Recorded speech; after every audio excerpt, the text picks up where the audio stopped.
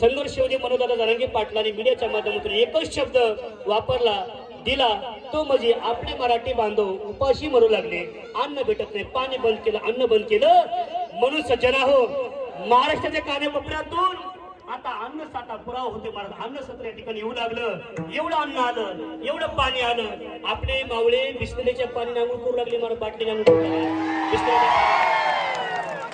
अरे मुंबईला पाणी पुरवलं, मुंबईला.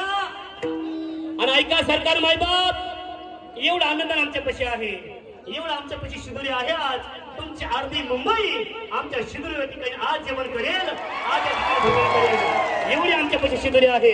बाटल्याच्या बाटल्या ठिकाणी बॉक्सचे बॉक्स आहेत, गाड्याची गाड्या बॉक्स, पर्सनचे पुढेच काय, एवढ्या ठिकाणी अन्नदान भरपूर झालं. आणि खऱ्या अर्थाने आपल्या मराठा मावळ्यांची, या मराठा बांधवांची काय ताकद आहे का या आंदोलनाच्या माध्यमातून सज्जन कळाली. अरे कोण म्हणतं मला काही होत नाही, अरे कोण म्हणतं मला काही होत नाही.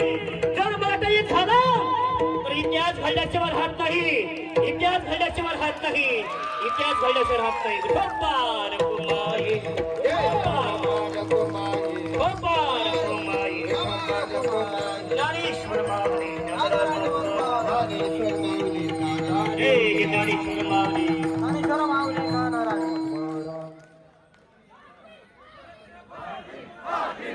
हे बघा, आरती होणार आहे आणि त्या अगोदर महत्वाची सूचना आहे. मुंबईमध्ये आपण कोणीही कुठल्याही प्रकारचा गोंधळ घालू नका, सगळ्याला विनंती आहे.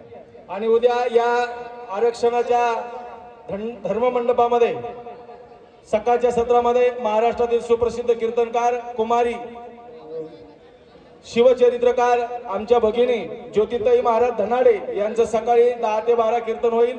तदनंतर 2 ते 5 यामध्ये पंडित हरिभक्तीपरायण, भजन सम्राट, गानगंधर्व कल्याणजी महाराज गायकवाड यांचं संगीत भजन होईल.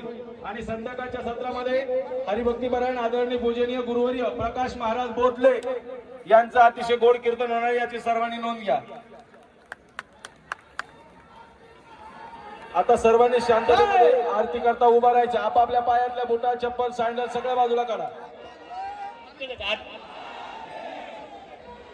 महाराज जा. आणि यानंतर आमचे बाबा एक गीत गाणार आहेत आरती झाल्यानंतर.